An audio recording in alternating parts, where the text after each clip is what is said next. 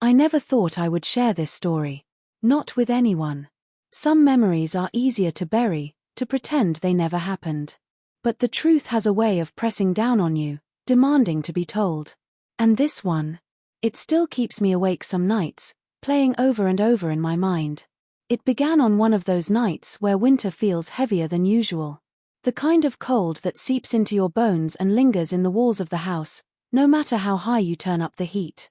I was in the kitchen, stirring a pot of soup, the steam fogging up the window above the sink. My name is Rachel, and at 44, I've spent most of my life wearing the badge of single motherhood. My son, Michael, is 22 now. He has been my anchor for as long as I can remember, the reason I kept going when life tried to break me down. We've always been a team, just the two of us against the world. But sometimes, closeness can blur lines. Sometimes, the bond you rely on shifts into something you never expected, something you're terrified to name. That night, Michael came home late. His shoulders slumped, his dark hair falling into his eyes. He looked exhausted, more than tired, the kind of weariness that seeps into the soul.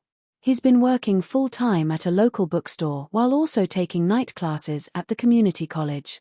He dreams of finishing his literature degree, something we both share a passion for.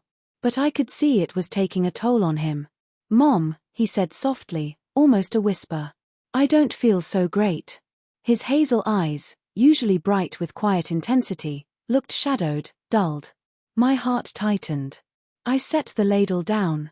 "You look worn out, sweetheart. Why don't you lie down for a while? My bed's warmer. The house is freezing tonight." Our old Victorian house creaks and groans in the winter. It takes forever to heat, and every room always feels drafty. He didn't argue, he was too tired, and shuffled toward my bedroom. I followed, grabbing a thick quilt from the linen closet, my instinct to take care of him kicking in the way it always has. Michael collapsed on my bed, sinking into the mattress. I draped the quilt over him, tucking it around his shoulders like I used to when he was a boy.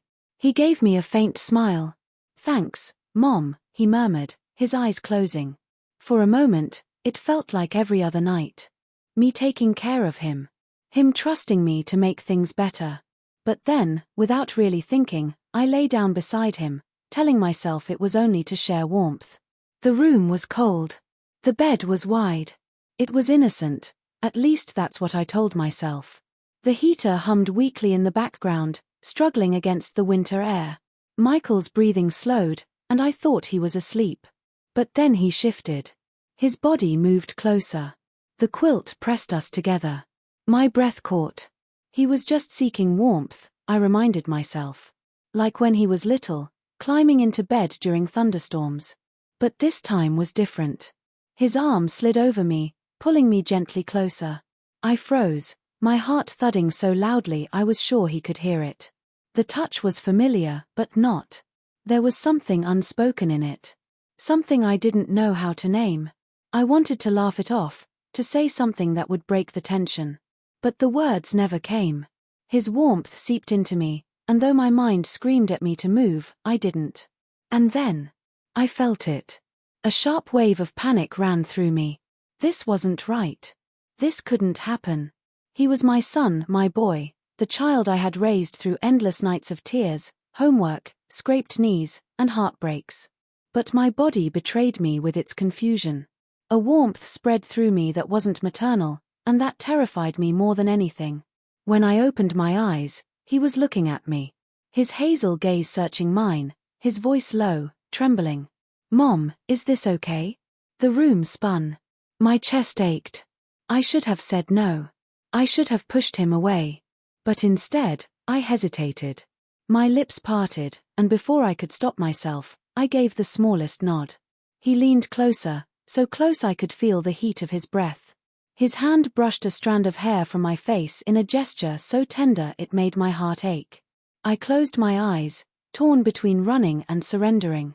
And then, he pulled back. Michael let out a shaky laugh, rubbing the back of his neck, cheeks flushed. "Sorry, Mom," he whispered, embarrassed.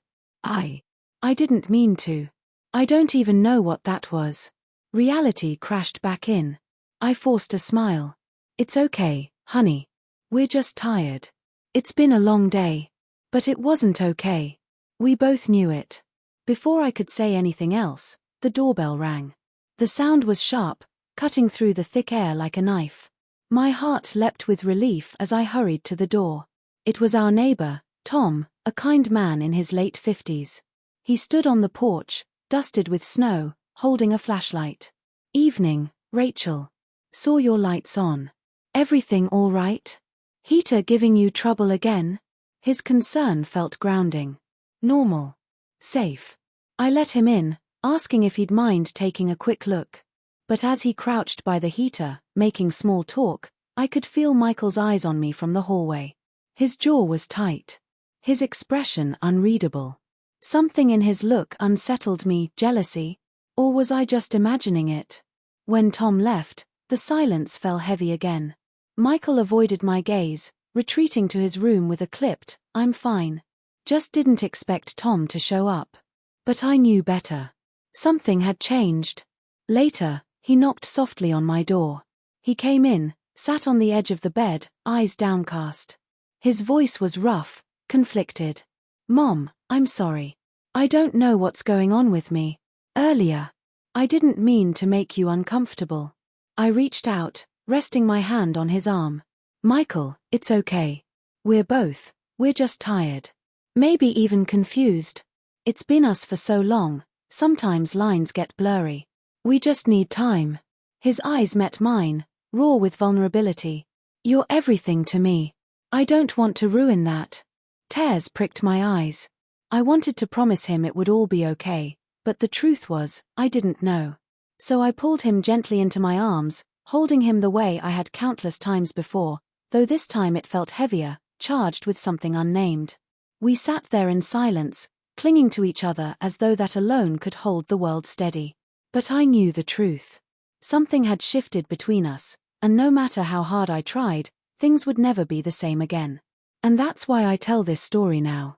Because sometimes the lines between love, devotion, and longing blur in ways that leave you questioning everything you thought you knew about yourself. If you've made it this far, thank you for staying with me through this difficult story. If it moved you, don't forget to like and subscribe to Broken Vows for more stories that linger long after they're told.